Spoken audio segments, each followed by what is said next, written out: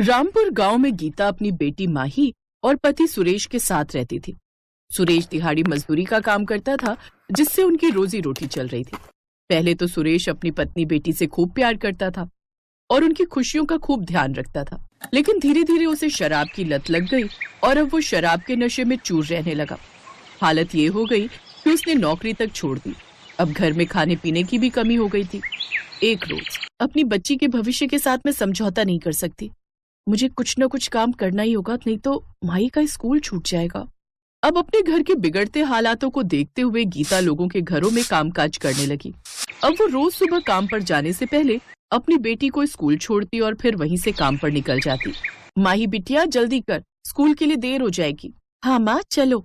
वो स्कूल जाने के लिए निकल ही रहे थे कि तभी सुरेश नशे में लड़खड़ाता हुआ आ गया। गीता, मुझे पैसों की जरूरत है, मुझे पैसे चाहिए, मैं तुम्हें जल्दी लौटा दूंगा। तुम्हें जरा भी शर्म नाम की चीज बची है कि नहीं? जैसे तैसे करके मैं घर खर्च चला रही हूँ, अपनी बच्ची की फीस भर रही हूँ, लेकिन तुम्हें तो किसी बात की कोई चिंता ही नहीं है। बस हर समय अपनी दारू की पड़ी रहती है। अरे मेरा ना सही, कम से कम अपनी बेटी के बारे में तो कुछ सोच लो। मुझ पर ये एहसान जताने की कोशिश मत कर, समझे? यह अकेली मेरी ही बेटी नहीं है, तेरे भी है। तो इसका खर्च उठा भी लेगी तो तेरा क्या चला जाएगा? चल अब ला दे पैसे। मैंने कहा ना मेरे पास पैसे नहीं है। तो ऐसे नहीं मानेगी। बाबा बाबा मत मारो माँ को, छोड़ दो। कुछ देर बाद सुरेश वहाँ से चला जाता है।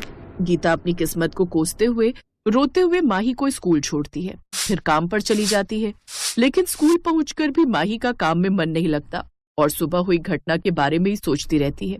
उधर गीता काम पर पहुंचती है और काम करने लगती है। कुछ देर बाद उसकी मालकिन, गीता, पड़ोस में रहने वाली कमला काकी की तबीयत कुछ ठीक नहीं है, मैं उन्हें देखने जा रही हूँ। तुम काम खत्म करके लॉक कर देना और चाबी मुझे दे देना।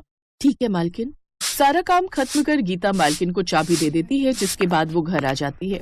शाम को सुरेश फिर घर आता है और उससे पैसे मांगने लगता है, लेकिन जब गीता मना कर देती तो वो कोई ना कोई सामान उठाकर बेच आता और उन पैसों से दारू पीता। धीरे धीरे उसने काफी सामान बेच दिया था। ऐसे ही एक रोज जब गीता सब्जी बनाने के लिए कढ़ाई ढूंढती है तो अरे कढ़ाई कहाँ गई? हो ना हो ये उस आदमी का ही काम है, उसने वो कढ़ाई भी बेच दी। अब मैं अपनी बच्ची के लिए सब्जी किस में बनाऊंगी? एक काम करती हूँ, पड़ोस वाली काकी से कुछ देर के लिए मांग कर ले आती हूँ। गीता पड़ोस की काकी से कढ़ाई ले आती है। फिर कुछ दिन बाद तनख्वाह मिलने पर वो एक नई कढ़ाई खरीद लेती है और काम पर जाने से पहले उसे बक्से में छुपा कर रख देती है। लेकिन सुरेश उसे भी देख लेता है और जब गीता उसे वो कढ़ाई बेचने से मना करती है तो वो फिर से उसकी खूब पिटाई करता। रोज रोज अपने घर पर दिन रात लड़ाई झगड़े देख अब माही काफी परेशान रहने लगी थी।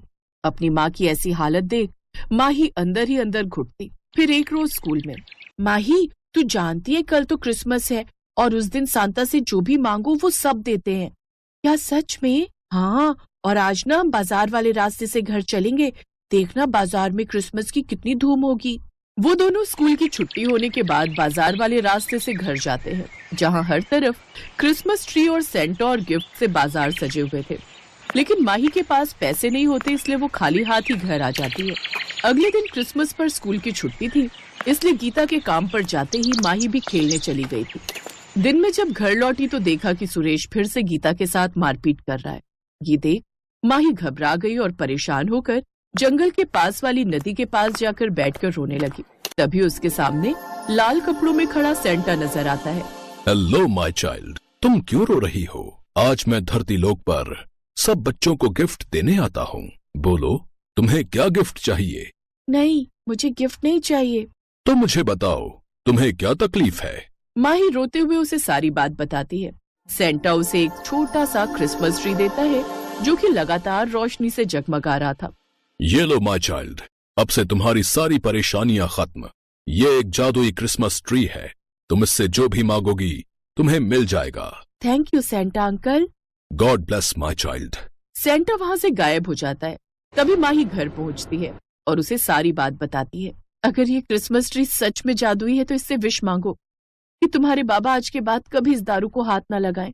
ऐ जादुई क्रिसमस ट्री, मेरे बाबा को इस नशे की आदत से सदा के लिए मुक्त कर दे।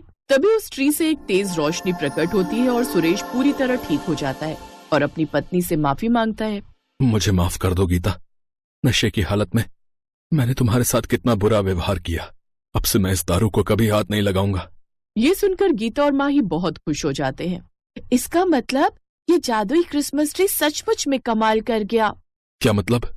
फिर माही उसे सारी बात बताती है। इसके बाद माही उस ट्री से एक केक मांगती है, साथ ही ढेर सारे पकवान भी, जिन्हें खाकर वो सब अपना क्रिसमस मनाते हैं। कुछ दिन बाद उस जादुई क्रिसमस ट्री की वजह से सुरेश और गीता एक ढाबा खोल लेते हैं, जिससे उन्हें खूब कमाई होती है और अब वो तीनों साथ में खुशी खुशी रहते हैं।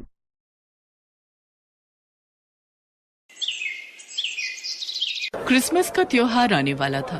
लोग अपने